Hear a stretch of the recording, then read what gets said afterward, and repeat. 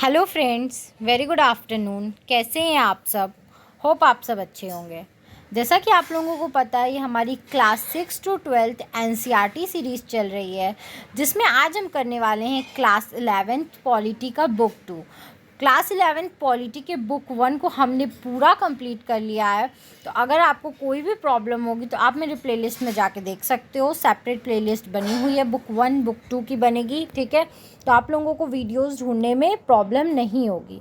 या आपने अभी तक class 6 to 12th means class 6, class 7, class 8, class 9, class 10, class 11 के बुक 1 का वीडियो अब तक नहीं देखा है तो आप जाके मेरे प्लेलिस्ट में देख सकते हैं।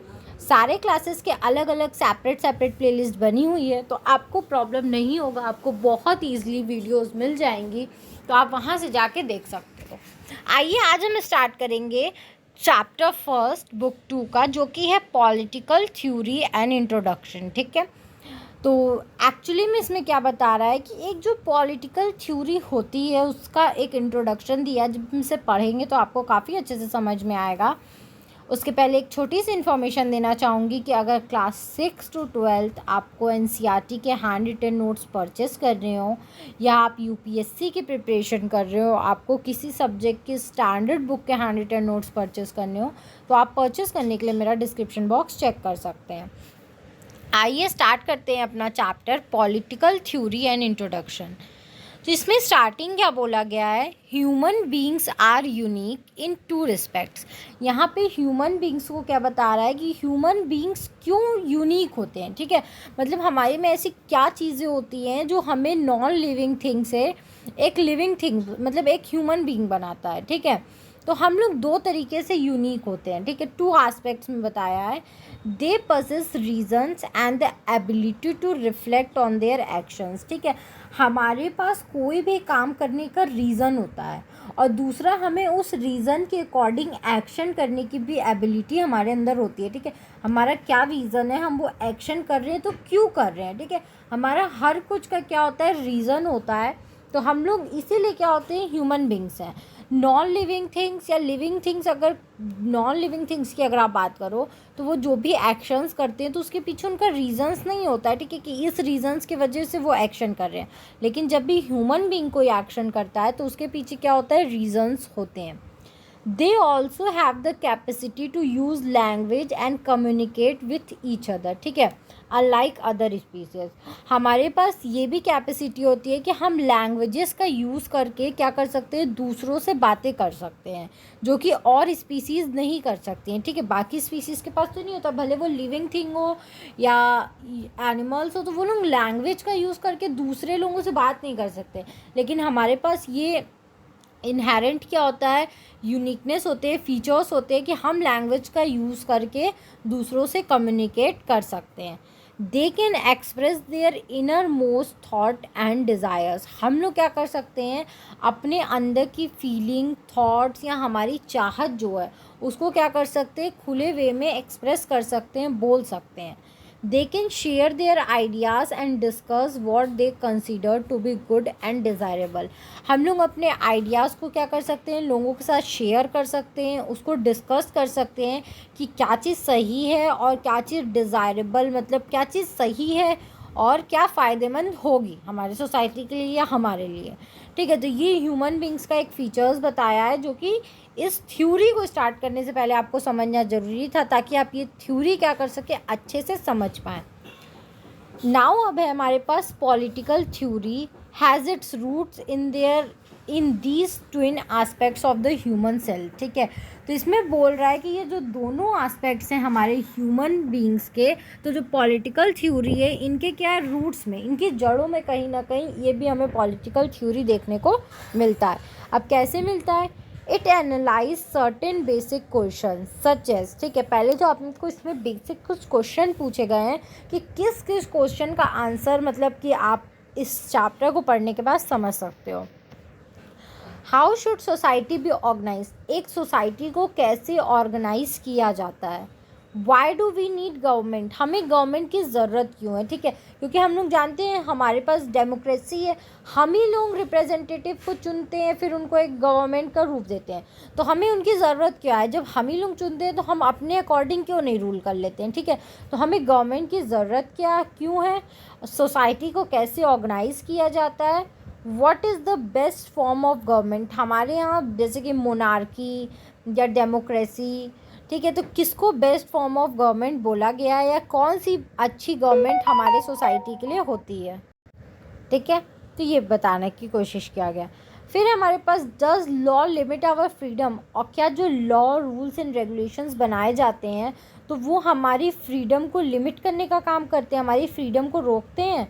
What does the state oh it's citizens, और अब जो स्टेट है वो अपने सिटीजन से क्या चाहती है और क्या उनसे करने को कहती है। Why do we owe each other as a citizen, ठीक है, हमें हम लोग एक दूसरे के साथ एज अ सिटीज़न कैसे रहते हैं, क्या हमारे एक दूसरे से डिमांड होती है, चाहते होती है, यही सब क्या करेंगे हम इस चैप्टर में पढ़ने की कोशिश करेंगे। मतलब इस चैप्टर को पढ़ने के बाद आपको ये सब चीज़ों के बारे में बेसिक अंडरस्टैंडिंग हो जाएगी कि ये सब चीज़ें एक्चुअली में क्यों होती हैं। नेक्स्ट है हमारा political theory examines questions of this kind, ठीक है, जो पॉलिटिकल थ्योरी आप पढ़ रहे हो उसका काम ही यही है कि वो इन टाइप्स के जो क्वेश्चंस होते हैं अलग अलग काइंड्स के, वो इन सब चीज़ों को क्या करता है, एग्जामिन करता है इन क्वेश्चंस को। Systematically thinks about the values that inform political life, ठीक है, यहाँ क्या है, systematically think about the values that inform political life, values such है, ठीक है, यहाँ पे जो भी वैल्यूज़ होती हैं जो कि पॉलिटिकल लाइफ को इन्फ्लुएंस करती हैं, इन्फॉर्म करती हैं, उनको क्या करता है, एक सिस्टमेटिकली सोचने का काम ये करता है। वैल्यूज़ कौन सी, values such as freedom, equality and justice, ठीक है, मतलब अब वैल्यूज़ भी कौन कौन सी, तो वैल्यूज़ जैसे कि फ्रीडम हो गई, इक्वलिटी हो गई, जस्टिस हो गई, ये सब टाइप की जो भी हमारी वैल्यूज़ होती हैं उनको ये समझने का काम करता है। It explain the meaning and significance of these value and related concept, ये क्या करता है, हमें इन जो फ्रीडम, इक्वलिटी, जस्टिस, इन सब के मीनिंग को एक्सप्लेन करता है, इनकी सिग्निफिकेंस को दिखाने की कोशिश करता है, समझाने की कोशिश करता है और इनसे रिलेटेड जो भी कॉन्सेप्ट होते हैं उनको बताता है। It also examines the extent to which freedom or equality are actually present in the institution, ये भी एग्जामिन करता है, ठीक है, ये तो देख लिया कि ये चीज़ें हैं, लेकिन ये चीज़ें किस हद तक प्रेजेंट है हमारी सोसाइटी में, मतलब हमारी सोसाइटी में उनको किस तरीके से फॉलो किया जा रहा है, इक्वलिटी और फ्रीडम को, किस किस इंस्टीट्यूशन में कितनी इक्वलिटी और कितनी फ्रीडम है, ये उसके लेवल को भी क्या करता है, उसके एक्सटेंशन को भी क्या करता है, एग्जामिन करने का वर्क करता है। That we participate in every day such as school, shops, trains, bus, government offices, ठीक है, जैसे कि अब इंस्टीट्यूशंस में क्या क्या आ गए, जैसे स्कूल में देखेगा कि बच्चों को कितनी फ्रीडम और कितनी इक्वालिटी मिल रही है, शॉप्स में देखेगा कि ऐसा तो नहीं है कि जो लोअर कास्ट के लोग हैं उनको क्या किया जा रहा है, सामान नहीं दिया जा रहा है, उनके साथ कोई डिस्क्रिमिनेशन हो रहा है, उनके साथ इनइक्वालिटी हो रही है, बसेस में टिकट्स के साथ, उनके फेयर प्राइसेस के साथ, ट्रेन्स में, गवर्नमेंट ऑफिसेज में, जॉब्स में कहीं कोई तरीके की इनइक्वालिटी या फ्रीडम रिस्ट्रिक्ट या कंस्ट्रेंट तो नहीं किया जा रहा है, ठीक है, इन्हीं का वर्क हमारा पॉलिटिकल थ्योरी इसी पे वर्क करता है और इन्हीं की थ्योरी हमें देता है। It is an advancement level, ठीक है, at an advancement level, advanced level, it looks at existing definitions are adequate and how existing institution, government, bureaucracy and policy practices must be modified to become more democratic, ठीक है, इसमें बोल रहा है कि जो existing definition है वो कैसे adequate है, ठीक है, वो कैसे सही है और कैसे जो भी एग्जिस्टिंग इंस्टीट्यूशंस हैं जैसे गवर्नमेंट, ब्यूरोक्रेसी, जो पॉलिसीज़ बनाते हैं, पॉलिसी फ्रेमर्स, उन्होंने टाइम टू टाइम क्या किया है, हमारे पॉलिसीज़ में मॉडिफिकेशन लाए हैं ताकि हमारी डेमोक्रेसी मोर डेमोक्रेटिक बन सके, ठीक है, ज़्यादा डेमोक्रेट बन सके। The objective of political theory is to train citizen to think to think rationally about political questions and access correctly the political event of our time। ठीक है, जो मेन पॉलिटिकल थ्योरी का ऑब्जेक्टिव क्या होता है कि वो हमारे सिटीजन्स को, ठीक है, हमारे जो भी सिटीजन्स हैं उनको इस तरीके से ट्रेन करे कि वो क्या करें, रैशनली सोच सके, हर चीज़ों को ग्लोबल लेवल पे सोच सके, और जो भी पॉलिटिकल इवेंट हो रहे हैं उनके टाइम में, ठीक है, ये क्योंकि बुक आज की तो नहीं है, ये हर जनरेशन के लिए बताया कि जिनके टाइम जो भी पॉलिटिकल प्रैक्टिसेस हो रहे हैं, इवेंट्स हो रहे हैं, उन सब को वो क्या करे, जज कर सके कि एक्चुअली में ये सही है या गलत है, सही है तो कितना सही है और गलत है तो क्यों गलत है, ठीक है। और वो चीज़ वो हर कुछ पर्सनली ना लेके यार ठीक है ठीक हम ही तो हैं, वो हर चीज़ों को, हर प्रॉब्लम को, हर सॉल्यूशन को ग्लोबल लेवल पे समझने की कोशिश करें। फिर हमारा व्हाट इज़ पॉलिटिक्स, पॉलिटिक्स होता क्या है। People have different ideas about what politics is, ठीक है, लोगों ने मतलब आज तक भी हमें ये चीज़ें क्लियर नहीं है कि पॉलिटिक्स क्या है।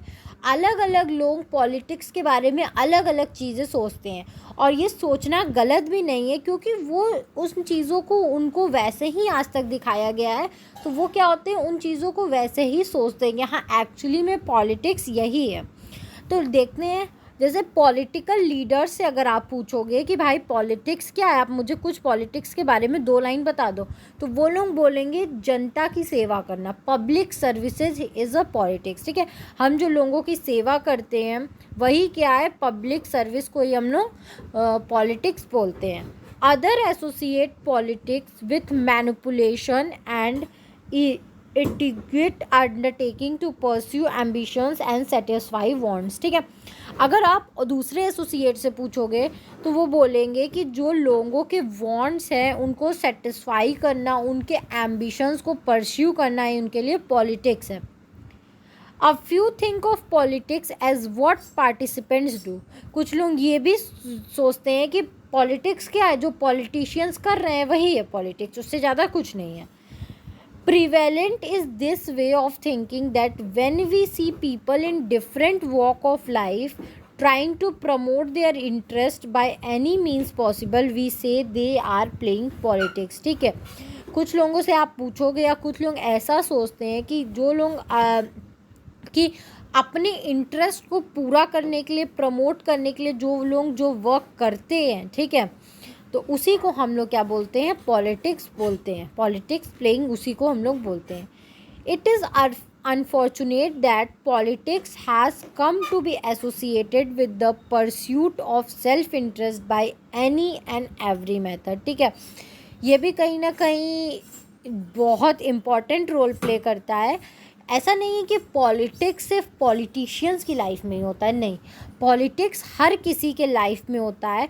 अगर आप अपनी सेल्फ इंटरेस्ट को पूरा करने के लिए कोई भी काम करते हो, किसी भी मेथड को यूज़ करते हो, चाहे वो इंडिविजुअल चाहे वो ग्रुप ऑफ पीपल करे, तो उसे हम लोग पॉलिटिक्स ही बोलते हैं।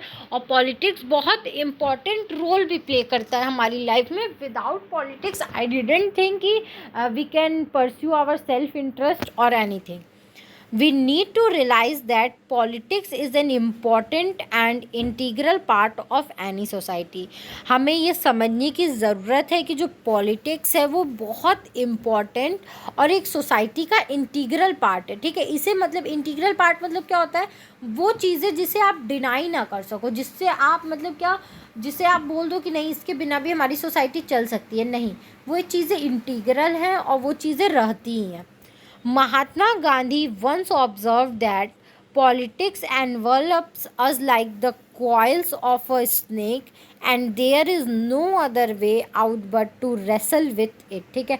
महात्मा गांधी ने काफ़ी चीज़ें ऑब्ज़र्व की, उसके बाद एक बात कही थी कि जो ये पॉलिटिक्स है उसने हमें, जो सांप जैसे हमें जकड़ लेता है उसकी तरह सोसाइटी को जकड़ के रखा है, और हमारे पास इससे लड़ने के सिवा, ठीक है, इससे लड़ने के सिवा हमारे पास कोई भी चारा नहीं है। जिस तरीके से पॉलिटिक्स ने सोसाइटी को जकड़ा है, हमें उसे चीज़ें देखने के लिए, हमें चीज़ें सुधारने के लिए उससे लड़ना पड़ेगा। No society can exist without some form of political organization and collective decision making. कोई भी सोसाइटी तब तक नहीं चल सकती या तब तक एग्जिस्ट नहीं कर सकती जब तक उसमें कोई पॉलिटिकल ऑर्गेनाइजेशन ना हो और कलेक्टिव डिसीजन मेकिंग ना हो। ठीक है, ये दोनों चीज़ें सोसाइटी के लिए बहुत ज़रूरी है कि उसमें कोई ना कोई पॉलिटिकल ऑर्गेनाइजेशन हो और वहाँ पे डिसीज़न जो लिया जा रहा है वो कलेक्टिवली लिया जा रहा हो। A society that wants to sustain itself needs to take into account the multiple needs and interest of its member। ठीक है, एक सोसाइटी क्या चाहती है कि वो अपने आप को अगर उसे सस्टेन करना है, उसको उसके नीड्स को पूरा करना है, तो उसके पास बहुत सारे ऐसे मल्टीपल चॉइस होते हैं, नीड्स होते हैं, इंटरेस्ट होते हैं उसके मेंबर्स के। How government are formed and how they function is thus an important focus of politics. ठीक है, एक गवर्नमेंट कैसे बनती है से लेके वो कैसे फंक्शन करती है यहाँ तक का जो सफ़र होता है, क्या वो पॉलिटिक्स पे हमें इम्पॉर्टेंट फोकस डालने की ज़रूरत है? मतलब क्या ये चीज़ें हमें पॉलिटिक्स की ओर इशारा करती हैं, फोकस डालती हैं हमारा? But politics is not confined to the affairs of government only. ठीक है, लेकिन जैसे कि हम लोग जब भी पॉलिटिक्स का बात आता है, हम पॉलिटिक्स को क्या कर देते हैं, गवर्नमेंट से कहीं ना कहीं ऐड ऑन कर देते हैं। ठीक है, उसी पे चीज़ें छोड़ देते हैं, लेकिन हमारी पॉलिटिक्स सिर्फ गवर्नमेंट तक ही लिमिट नहीं है। ठीक है, हम लोग पॉलिटिक्स का नाम सिर्फ और सिर्फ गवर्नमेंट से को ही नहीं दे सकते हैं। We see that government determine our economic, ठीक है, इकोनॉमिक अब policy and foreign policy and education policy. ठीक है, जैसे कि हम लोग देखते हैं कि गवर्नमेंट हमारे लिए क्या क्या करती है, तो गवर्नमेंट हमारे लिए इकोनॉमिक पॉलिसीज़ बनाती हैं, अलग अलग फॉरेन पॉलिसीज़ बनाती हैं और अलग अलग एजुकेशनल पॉलिसीज़ हमारे लिए बनाती हैं जो कि हमारी सोसाइटी के लिए अच्छा हो और काफ़ी स्मूथली हमारे सोसाइटी में वर्क कर सके। ठीक है, जब तक हमारे पास एजुकेशन पॉलिसी, फॉरेन पॉलिसी या इकोनॉमिक पॉलिसी नहीं होगी तो हम लोग क्या कर सकते हैं, एक जो स्टेबल वे होता है सस्टेन करने का, हम उस स्टेबल वे में क्या कर पाएंगे, सस्टेन नहीं कर पाएंगे। If the government in powers allow caste and communal conflicts to occur, this disrupts and life। ठीक है, अगर कोई गवर्नमेंट क्या करती है, किसी कास्ट या कम्युनल कॉन्फ्लिक्ट को बढ़ावा देती है या छूट देती है, तो इससे क्या हो सकता है, इससे हमारी लाइफ्स क्या हो सकती हैं, ख़राब हो सकती हैं और सोसाइटी में काफ़ी ज़्यादा डिस्टर्बेंस या कन्फ्लिक्ट पैदा हो सकता है। अब इसमें पूछ रहा है what do we study in political theory. अब हमें what do we study in political theory. Next question हमारा ये है कि हमें पॉलिटिकल थ्योरी में पढ़ना क्या है। If we look around us what we see would be movements, development and change. अगर आप आसपास देखो, अपने से कुछ साल पहले देखो, अपनी बुक्स उठाओ, तो आपको क्या दिखेगा, आपको कुछ मूवमेंट्स दिखेंगे, कुछ क्या बहुत सारे मूवमेंट्स दिखेंगे। उस मूवमेंट्स की वजह से आपको डेवलपमेंट दिखेगा, डेवलपमेंट और चेंज दिखेगा। ठीक है, मतलब आप अपनी सोसाइटी में अगर देखो तो आपको वहाँ पे मूवमेंट्स दिखेंगे, स्ट्रगल्स दिखेंगे, डेवलपमेंट दिखेगा और चेंज दिखेगा। But if we look deeper, we would also see certain values and principles that have inspired people and guided policies। ठीक है, लेकिन आप अगर उनके डीप में जाओ, ठीक है, उन चीज़ों को अच्छे से स्टडी करो, डीप में जाओ, तो आपको उसके साथ साथ, ठीक है, हमारे यहाँ इतने डेवलपमेंट्स हुए, इतनी चीज़ें, रिटन डॉक्यूमेंट्स बनाए गए, तो वो रिटन डॉक्यूमेंट्स कहाँ से इंस्पायर्ड थे, वो सब उन मूवमेंट से ही तो इंस्पायर्ड थे। तो अगर आप उन मूवमेंट्स के क्या करते हो, डीपर में स्टडी करते हो, डीप में जाते हो, तो आपको वहाँ से कुछ वैल्यूज़, कुछ प्रिंसिपल्स मिलेंगे जो कि आपके लोगों को, हम लोगों को या पॉलिसी बनाने में क्या कर सकते हैं, गाइड की तरीके से वर्क कर सकते हैं और आम जनता को इंस्पायर्ड भी कर सकते हैं। कि अगर जैसे कि आप अगर पहले के मूवमेंट्स देखो, ठीक है, तो आपको सच में ये इंस्पिरेशन की तरह आपके लाइफ में वर्क करेगा कि हाँ, एक्चुअली में पिछले जो पहले के लोग थे वो अपने राइट्स के लिए इस तरीके से स्ट्रगल किए हैं, तो आज अगर हमारे साथ भी कुछ गलत होता है तो हमें ये स्पिरिट रखना चाहिए कि हाँ, हम गलत के खिलाफ क्या हो सकते हैं, खड़े हो सकते हैं। आइडियल्स लाइक डेमोक्रेसी, फ्रीडम्स और इक्वलिटी, फॉर इंस्टेंस आपको अगर आइडियल्स के लिए लेना है कुछ वर्ड्स, तो आप जैसे डेमोक्रेसी की डिमांड, फ्रीडम की डिमांड और इक्वलिटी की डिमांड को देख सकते हो कि इन चीज़ों के लिए कितनी स्ट्रगल की गई है। Different countries may try to protect such values by enshrining them in their constitutions and in the case with the American and Indian constitution, ठीक है। बहुत सारी अलग अलग कंट्रीज़ हैं जो क्या करती हैं, इन वैल्यूज़ को प्रिजर्व करके रखना चाहती हैं, ठीक है। मतलब प्रिजर्व क्या, इन वैल्यूज़ को हमारी सिटीज़न के लिए बचा के रखना चाहती हैं और हमारी सिटीजन्स इन्हीं के अकॉर्डिंग वर्क करें, वो ये चाहती हैं। तो वो क्या करते हैं, वो इन वैल्यूज़ को हमारे कॉन्स्टिट्यूशन में उठा के लिख देते हैं, जैसा कि अमेरिकन कॉन्स्टिट्यूशन और इंडियन कॉन्स्टिट्यूशन में हम देखते हैं।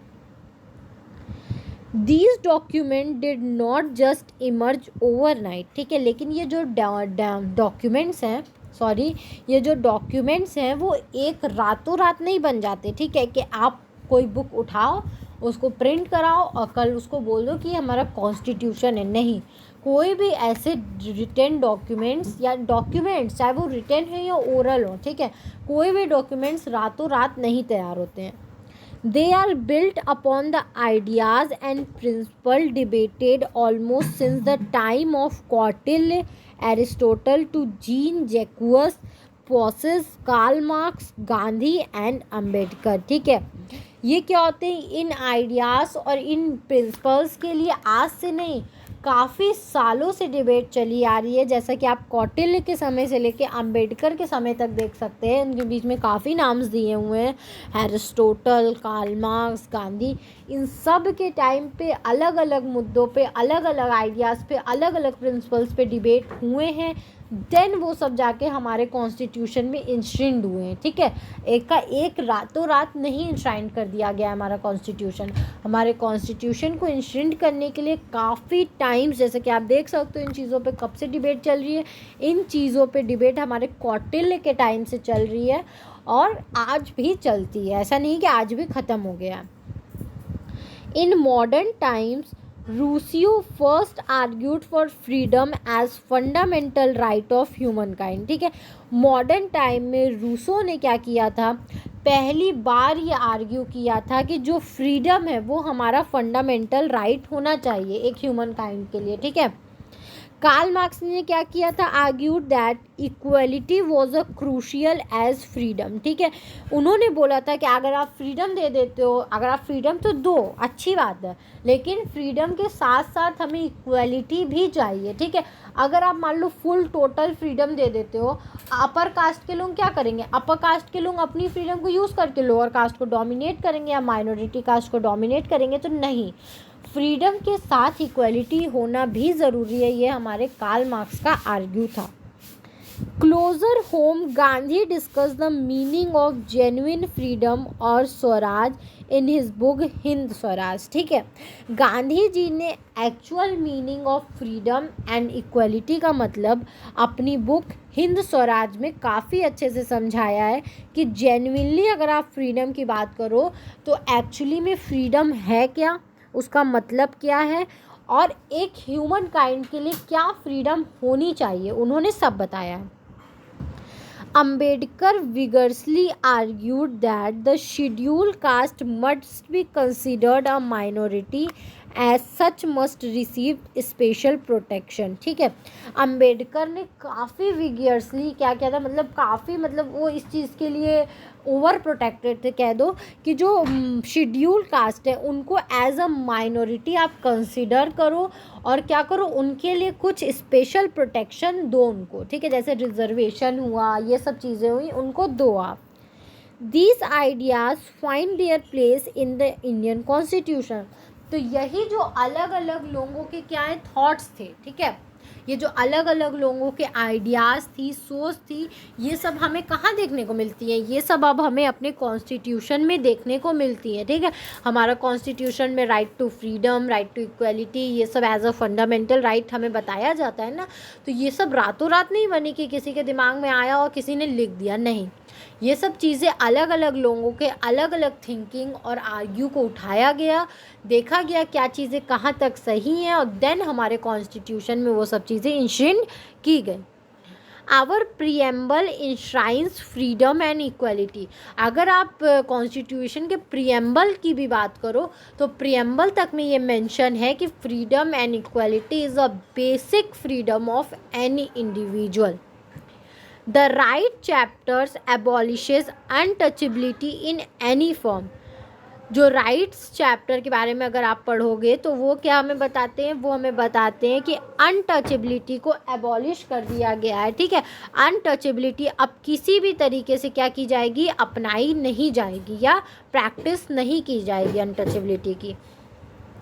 Gandhian principles find a place in directive principles. ठीक है, जो गांधी के प्रिंसिपल्स थे उनको कहाँ जगह मिली, उनको भी हमें देखने का मिलता है कि गांधी के जो अलग अलग जैसे पंचायती राज इंस्टीट्यूशन पे वो ज़्यादा फोकस करते थे, तो वो सब चीज़ें हमें directive principle of state policy में देखने को मिलती है।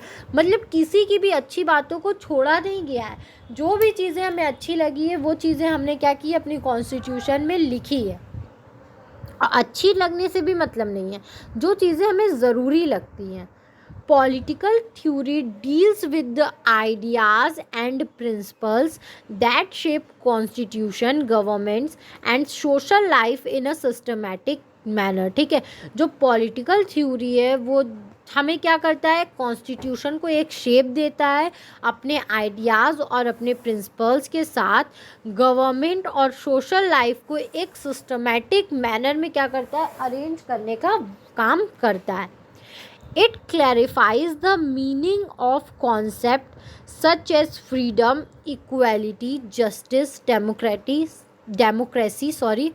secularism and so on। ये क्या करता है, अलग अलग चीज़ों की मीनिंग, जैसे कि इक्वालिटी का मतलब, जस्टिस का मतलब, डेमोक्रेसी का मतलब और सेकुलरिज्म का मतलब, इन सब मतलब को क्या करता है, हमें काफ़ी अच्छे से क्लैरिफाई करता है कि आप सिर्फ फ्रीडम सुनो, इक्वालिटी सुनो, जस्टिस सुनो तो आपको सिर्फ एक सिंपल डेफिनेशन ना पता उनकी, आपको उनके बारे में पूरी नॉलेज हो। ठीक है, कि एक्चुअली में ये सब चीज़ें हैं क्या। This is done by examining the arguments advanced by different thinkers in defence of these concept. ठीक है, ये क्या करता है, अलग अलग आर्ग्यूमेंट को, जो अलग अलग थिंकर्स के अलग अलग थिंकिंग और उनके आर्ग्यूमेंट से उन सब को एग्जामिन करके उनके डिफेंस करता है, उनके जो कॉन्सेप्ट हैं उनके सही या गलत साबित करता है। Through Royce or Marx or Gandhi did not become politician, but their ideas influenced generations of politicians everywhere। ठीक है, जैसे कि आप रूसो, मार्क्स या गांधी की बात कर लो तो ये लोग कभी भी पॉलिटिशियन नहीं बने, लेकिन इनके जो आइडियाज़ हैं वो भी आज भी क्या करते हैं, अलग अलग जनरेशन्स के, मतलब जनरेशन टू जनरेशन जो पॉलिटिशियंस हैं उनको इन्फ्लुएंस करते हैं आज भी। There was also contemporary thinkers who draw upon them to defend freedom और democracy in our own time। ठीक है, यहाँ पे ऐसे कंटेम्प्रेरी थिंकर्स भी थे जिन्होंने क्या किया है, फ्रीडम और डेमोक्रेसी को अपने टाइम में भी क्या किया है, डिफेंड किया है बहुत अच्छे से।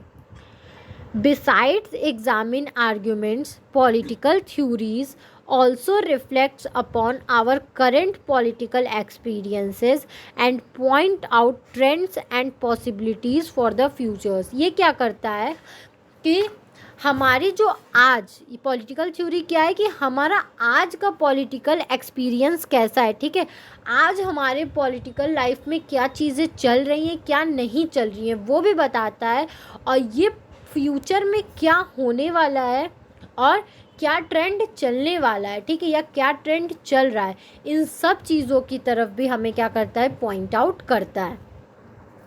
But in all these relevant for us now. क्या लेकिन ये सब जो चीज़ें हैं वो हमारे आज में रिलेवेंट हैं या नहीं है। Have we not already achieve freedom and democracy? क्या हमने आज तक फ्रीडम और डेमोक्रेसी अचीव नहीं की है? ठीक है, इनका पूछने का मतलब है हम ये सब बातें आज भी क्यों पढ़ रहे हैं, हमें इतनी सब चीज़ों की नॉलेज क्यों ज़रूरी है? क्या हमने जो फ्रीडम है या जो डेमोक्रेसी है वो अचीव नहीं की है अब तक? क्या हमें उनके लिए हम ऐसा कर रहे हैं कि हमें अभी फ्रीडम या डेमोक्रेसी चाहिए तो इसलिए हमें सारी नॉलेज होनी चाहिए? While India is free and independent, ठीक है, जैसा कि हम लोग जानते हैं कि इंडिया क्या है, अ फ्री कंट्री है और इंडिपेंडेंट कंट्री है। Questions regarding freedom and equality have not cease to crop us, ठीक है, जैसे कि आप क्या कर सकते हो, इक्वालिटी या फ्रीडम जैसा क्वेश्चन हमारे कंट्री के लिए क्या है, हमें सीज नहीं कर सकता कहीं से भी। This is because issue concerning freedom, equality, democracy arise in many aspects of social life and they are in progress in different sectors and different places, ठीक है, इसीलिए जो फ्रीडम, इक्वालिटी और डेमोक्रेसी के जो कंसर्न्स हैं, ठीक है, ये अराइज तो होते हैं लेकिन इसके बहुत सारे एस्पेक्ट्स होते हैं, ठीक है, सोशल लाइफ के, और इनको अलग अलग सेक्टर में, अलग अलग प्लेसेस में क्या किया जाता है, अलग अलग तरीके से इनको अप्लाई किया जाता है, ठीक है। ऐसा नहीं है कि जो फ्रीडम है, इक्वालिटी है, डेमोक्रेसी है, उन सब को क्या किया जाता है, एक ही तरीके से एक ही सेक्टर में अप्लाई कर दिया जाता है, नहीं, हर चीज़ों के लिए क्या होता है, एक अलग इक्वालिटी, फ्रीडम, डेमोक्रेसी होती है। एक एग्जांपल आपको देती हूँ कि आप क्या करो, जैसे कि रिजर्वेशन है तो उस लिए आप क्या करो कि आप बोलो कि हमारे यहाँ इक्वालिटी नहीं है, लेकिन आप उसका अगर मोटिव देखो, आप चीज़ों को समझो तो आपको पता चलेगा ये इक्वालिटी लाने के लिए ही ये रिजर्वेशन किया जा रहा है, ठीक है। आप फ्रीडम की बात करते हो तो बहुत सारे सेक्टर्स में फ्रीडम के मतलब अलग होते हैं और दूसरे सेक्टर्स में फ्रीडम के मतलब अलग होते हैं। For instance, although equality may exist in the political sphere in the form of equal rights, it may not exist to the same extent in the economic और social spheres, ठीक है। हम बोलते हैं कि पॉलिटिकल स्पीयर्स में अगर आप इक्वालिटी की बात करो तो सबको इक्वल राइट्स मिले हैं, लेकिन अगर आप इकोनॉमिक और सोशल स्पीयर्स से या सोशल तरीके से देखो तो इक्वालिटी का मतलब सबको सेम राइट्स ही देना नहीं होता है, वो अलग चीज़ें, अलग लोगों के लिए अलग चीज़ें होती, ठीक है।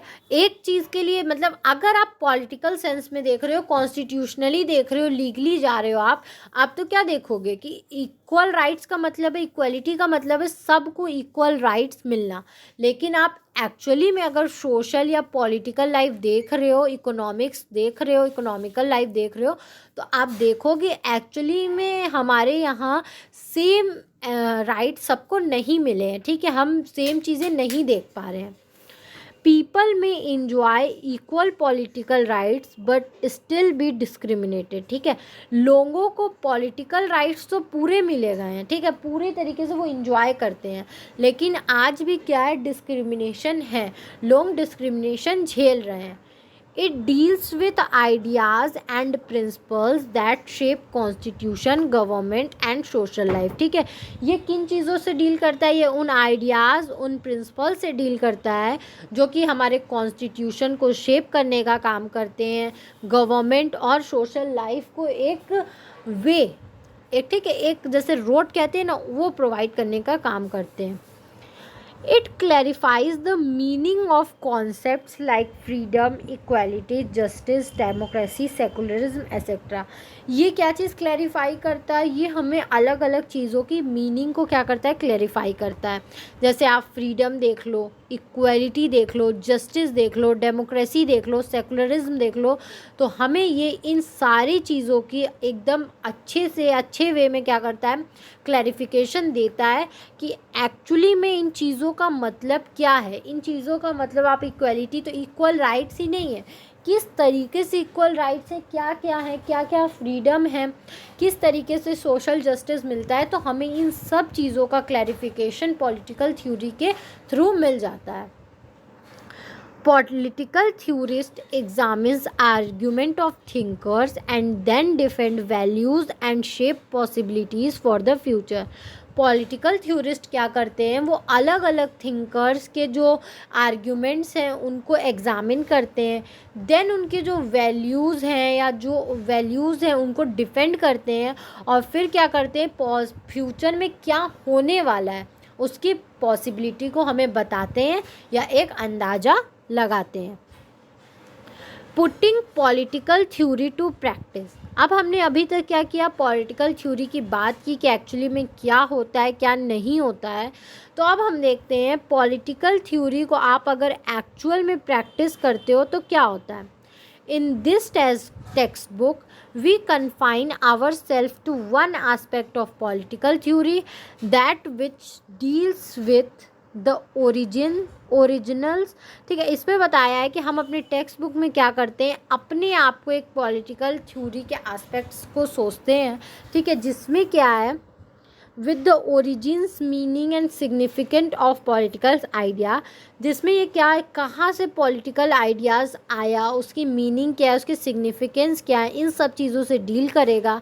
That we are familiar with such as. ठीक है, जिससे हम बहुत हद तक क्या है, फैमिलियर हैं, जिसको हम लोग जानते हैं, जिसको हम लोग किसके नाम से जानते हैं, freedom, equality, citizenship, justice, development, nationalism, secularism and so on, जिसको हम लोग इन सब चीज़ों के बाद से जानते हैं, इन सब नेम्स के थ्रू जानते हैं, उन सबको हम क्या करेंगे और अच्छे से पढ़ने की कोशिश करेंगे।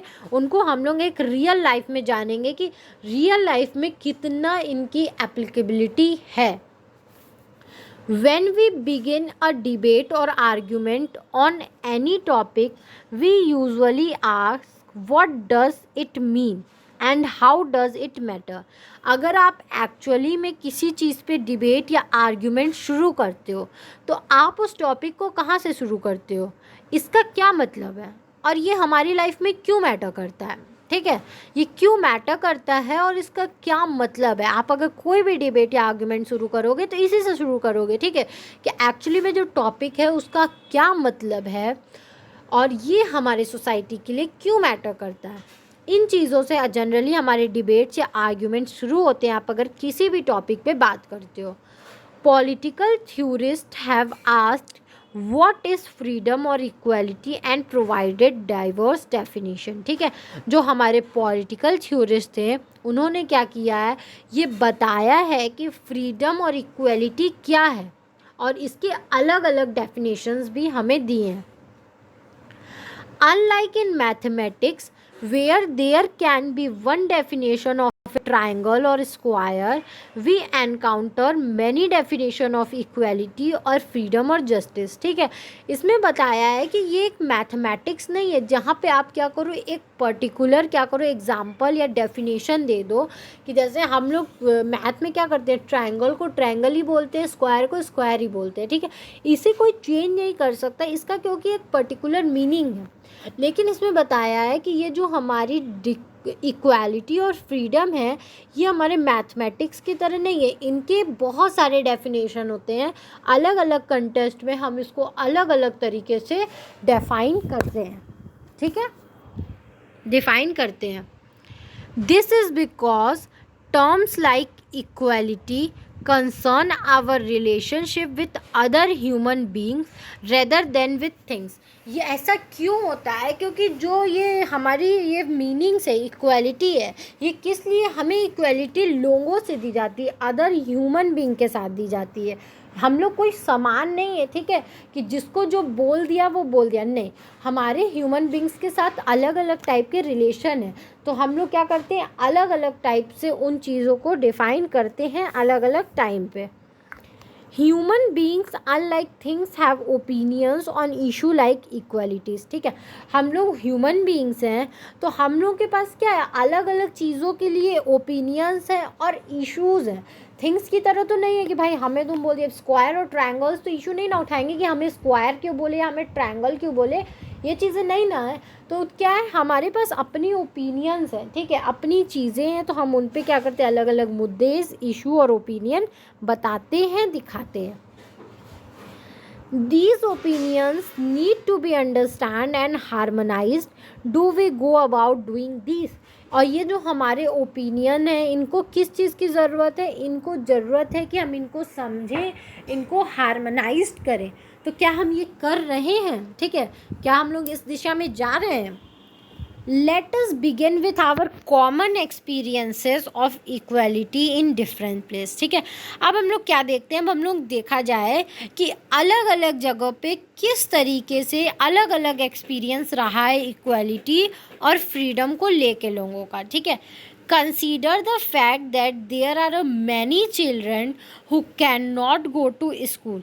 ठीक है, आप ये चीज़ अज्यूम कर लीजिए कि यहाँ आप अज्यूम क्या कर लीजिए, ये चीज़ आप देखते होंगे कि यहाँ पे बहुत सारे ऐसे बच्चे हैं जो कि क्या करते हैं, स्कूल नहीं जा पाते हैं। तो वो स्कूल क्यों नहीं जा पाते हैं? Because they have to work to feed them self. क्योंकि वो लोग क्या होते हैं, जब उनके पढ़ने की उम्र होती है तब उनको क्या होता है, कमाना पड़ता है, क्योंकि उनके पास खाने और कमाने के साधन नहीं होते हैं। ठीक है, घर बैठे उनके पास नौकरी नहीं होती, उनके मम्मी पापा कितने अच्छे बिजनेस नहीं होते हैं, तो उनको अपना घर चलाने के लिए, अपने लोगों को फीड करने के लिए, ठीक है, खाना देने के लिए उनको कमाने जाना पड़ता है। दैट्स वाई वो लोग स्कूल नहीं जा पाते हैं।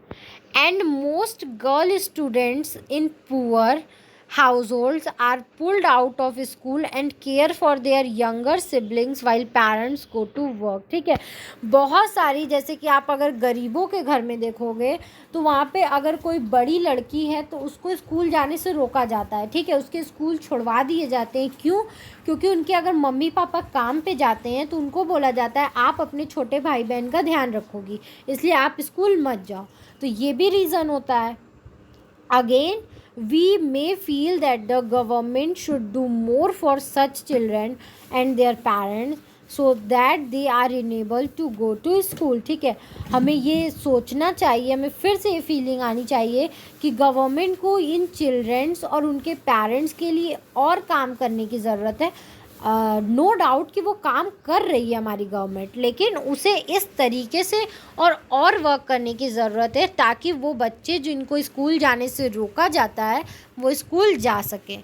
So the reason we have many definitions is because the meaning of equality is dependent on the context। ठीक है, इसीलिए हमारे पास इक्वालिटी के अलग अलग डेफिनेशंस हैं और अलग अलग कंटेक्स्ट में क्या होता है, इक्वालिटी का अलग अलग डेफिनेशन हमें निकालना पड़ता है। We have been along political theory without realizing it। ठीक है, हम लोग क्या करते हैं, पॉलिटिकल थ्योरी को, मतलब इसमें बता रहा है कि पॉलिटिकल थ्योरी है जो ये सब चीज़ें हमें बताती हैं। Political theorist clarify the meaning of political concept by looking at how they are understood and used in ordinary language. ठीक है, जो पॉलिटिकल थ्योरिस्ट होते हैं वो क्या करते हैं, वो इन पॉलिटिकल कॉन्सेप्ट्स का हमें मीनिंग बताते हैं, क्लैरिफाई करते हैं, और इस वे में क्लैरिफाई करते हैं कि जिस तरीके से वहाँ के ऑर्डिनरी लैंग्वेज में बोला जाता हो या ऑर्डिनरी लैंग्वेज में लोग उस चीज़ को कैसे समझेंगे, उस वे में ये हमें क्या करते हैं, कॉन्सेप्ट हमारा क्लियर करते हैं। They also debate and examine the diverse meaning and opinions in the systematic manners। ये जो अलग अलग डेफिनेशन है, मीनिंग है, लोगों की अलग अलग ओपिनियन है, उन सब पे डिबेट और उसको अच्छे से एग्जामिन एक सिस्टमैटिक मैनर में करते हैं। अब यहाँ पे कुछ क्वेश्चंस हैं, उनका आंसर देखते हैं। When is equality of opportunity enough? कब है जो हमारी इक्वालिटी ऑफ अपॉर्चुनिटी, ठीक है, सबको एक समान अपॉर्चुनिटी देना इनफ हो जाएगा, ठीक है, जब पूरा हो जाएगा। When do people need special treatment? कब लोगों को स्पेशल ट्रीटमेंट दी जाएगी, मतलब नीड, उनको ज़रूरत होगी। How far and how long should special treatment be given? कितने लंबे समय तक के लिए और कितनी जल्दी उनको ये स्पेशल ट्रीटमेंट दी जाएगी। Should poor children be given mid day meals to encourage them to stay in school? क्या जो बच्चों को मिड डे मील्स दिया जाता है वो उनको इस चीज़ इनकरेज किया जाता है कि वो स्कूल में रहें या स्कूल में आएँ, या दिया जाना चाहिए? These are some questions which they address. As you can see, these issues are eminently practical. ठीक है, अगर आप इन क्वेश्चंस को देखो जो एड्रेस किया जाता है, किया गया है, तो आप अगर देखो रियलिटी में तो ये जो इश्यूज हैं ये प्रैक्टिकल हैं. ठीक है, सच है ये सब issues. They provide guidelines for framing public policies on education and employments. ठीक है, ये क्या करती हैं, हमें जो हमारी गवर्नमेंट को एक पब्लिक पॉलिसीज़ बनाने में गाइडलाइन प्रोवाइड करती हैं ताकि वो एजुकेशन या एम्प्लॉयमेंट से रिलेटेड एक गाइडलाइन बना सकें. ठीक है, ये जो इश्यूज़ हैं, ये क्वेश्चन है, ये इसी चीज़ को हमारी गवर्नमेंट को बार बार फोर्स करती है कि आप गाइडलाइंस प्रॉपर बनाएं, आप एम्प्लॉयमेंट और एजुकेशन ज़्यादा से ज़्यादा प्रोवाइड करें. Wait a minute, friends. As in the case of equality, so also in the case of other concept, political theorists engaged with everyday opinions, debate possible meaning and thrash out policy options. ठीक है, आप सिर्फ और सिर्फ equality के case में ही नहीं, और भी कॉन्सेप्ट्स में अगर आप देखोगे तो जो हमारे पॉलिटिकल थ्योरिस्ट हैं वो क्या करते हैं, जो हमारे डे टू डे ओपिनियंस हैं उन सब चीज़ों पे लगातार एग्जामिनेशंस या डिबेट कर रहे हैं, जो भी हमारी सही मीनिंग या पॉसिबल मीनिंग्स निकालने के लिए. Freedom, citizenship right, development, justice, equality, nationalism and secularism are some of the concept that we will discuss in the following chapters. ठीक है, ये कुछ दिए हुए हैं कॉन्सेप्ट्स. इन सारे कॉन्सेप्ट्स को हम लोग क्या करेंगे आगे आने वाले चैप्टर्स, जैसे राइट्स है, सिटीजनशिप है, फ्रीडम है, इक्वालिटी है, इन सब चैप्टर्स में क्या करेंगे, हम इसे अच्छे से पढ़ेंगे और समझेंगे. Why should we study political theory. अब हमें पॉलिटिकल थ्योरी पढ़ने की ज़रूरत क्यों है. ठीक है, तो हम देखते हैं. We may have political ideas but do we need study political theory. हमारे पास पॉलिटिकल आइडियाज़ तो हैं लेकिन हमें पॉलिटिकल थ्योरी पढ़ने की क्या ज़रूरत है. It is not more suited for politician. ये क्या सिर्फ वही है जो पॉलिटिशियन को सूट करता है, या सिर्फ हु प्रैक्टिसेस पॉलिटिक्स, या सिर्फ उन्हीं को पढ़ना चाहिए जो पॉलिटिक्स करते हो, और for bureaucrats who make policies, या सिर्फ ब्यूरोक्रेट्स को पढ़ना चाहिए जो पॉलिसीज़ बनाते हैं, और for those who teach political theory, या वो पढ़ सकते हैं जो कि पॉलिटिकल थ्योरी पढ़ाते हो, और फॉर फॉलोइंग लॉयर्स एंड जजेस who interpret the constitution and laws, या उन लॉयर्स को पढ़ना चाहिए, उन जजेस को पढ़ना चाहिए जो कि कॉन्स्टिट्यूशन और लॉ के अकॉर्डिंग चीज़ों में इंटरप्रिटेट करते हैं या अपना जजमेंट देते हैं. और for activist and journalist who expose exploitation and demand new rights, या उन एक्टिविस्ट या उन जर्नलिस्ट को पढ़ना चाहिए जो कि नए लॉज या डिमांड्स या एक्सप्लॉयटेशन से चीज़ों को एक्सपोज करते हैं और नए राइट्स लोगों को दिलाते हैं. What do we why do we high school student gain by knowing the meaning of freedom और equality. तो जो हाई स्कूल के स्टूडेंट्स हैं, 11th-12th के स्टूडेंट, उनको ये सारी चीज़ें पढ़ने की क्या ज़रूरत है. ये सारी चीज़ें तो इन लोगों पे सूट करती है जो चीज़ें कर रहे हैं, जर्नलिस्ट कर रहे हैं, जजेस कर रहे हैं, पॉलिटिकल थ्योरी के टीचर कर रहे हैं, ब्यूरोक्रेट्स कर रहे हैं, हमारे पॉलिटिशियंस कर रहे हैं. तो ये हाई स्कूल के स्टूडेंट्स को आखिर ये सारी चीज़ें क्यों पढ़ाई जा रही है कि फ्रीडम और इक्वलिटी क्या होता है, हमारे सोसाइटी में उसकी क्या वैल्यू है. Wait a minute friends, these are नहीं, page number 11, wait a minute. First of all, political theory is relevant for all the above targeted group. ठीक है, पहली बात तो ये पॉलिटिकल थ्योरी उन सब के लिए ज़रूरी है जिसको अभी हमने ऊपर देखा. ठीक है, ऑल सारे टारगेट्स ग्रुप के लिए ज़रूरी होता है. Secondly, we are all going to be citizens entitled to vote and decide other issues. ठीक है, हम सब लोग क्या है, सिटीजन्स हैं, कभी ना कभी हमें वोट देना होगा और हमें इन मुद्दों पे डिसाइड और इश्यूज़ पे डिसीज़न लेने आने चाहिए. To act responsibility, it is helpful to have a basic knowledge of political ideas and institutions that shape the world we live in, ठीक है। हमें अपनी रिस्पॉन्सिबिलिटी निभाने में कौन मदद करता है? जो भी हमारी बेसिक नॉलेज होती है, जो भी पॉलिटिकल आइडियाज़ होते हैं और इंस्टीट्यूशंस होते हैं, वो सब हमें अपनी जो रिस्पॉन्सिबिलिटी है उसको निभाने में, जिस जगह हम लोग रह रहे, जिस वर्ल्ड में हम लोग रह रहे, उसको शेप करने में बहुत मदद करता है। Political theory encourages us to do in examine our ideas and feelings about political thing. Political theory जो है वो हमें चीज़ों में, जो पॉलिटिकल चीज़ें हो रही हैं उस पर सोचने पे और उस पर अपने फीलिंग्स को दिखाने में क्या करता है, मदद करता है, इनकरेज करता है। Political theory exposes us to systematic thinking on justice or equality so that we can polish our opinion and argue in an informed manner and for the sake of common interest, ठीक है। Political theory क्या करता है, हमारे systematic thinking को बाहर लाता है कि हम जस्टिस और इक्वालिटी के बारे में क्या सोचते हैं और क्या होना चाहिए। ये हमारे ओपिनियन को पॉलिश करने का काम करता है, ठीक है। और ये हमें इतना एबल भी बनाता है कि हम एक इन्फॉर्म्ड मैनर में, ठीक है, कि हमें हाँ सारी बातें पता है और अपने हक के लिए या कॉमन इंटरेस्ट के लिए कभी भी आर्ग्यू या आवाज़ उठा सके। तो ये चैप्टर हमारा यहीं तक था। आई होप आपको ये चैप्टर समझ में आया होगा। अगर फिर भी आपको कहीं भी कोई भी दिक्कत है तो आप मुझे कमेंट सेक्शन में कमेंट करके पूछ सकते हो। Thank you very much for watching my video and please please please like, subscribe and share my channel. आपको इस सब्जेक्ट या किसी भी सब्जेक्ट के हैंड रिटन नोट्स परचेस करने हो, क्लास 6 to 12 NCERT के, या आप UPSC की प्रिपरेशन कर रहे हो, आपको किसी भी स्टैंडर्ड सब्जेक्ट के हैंड रिटन नोट्स परचेस करने हो, तो आप मेरा डिस्क्रिप्शन बॉक्स चेक कर सकते हैं। Thank you very much. Please like, subscribe and share my channel and support me. Thank you.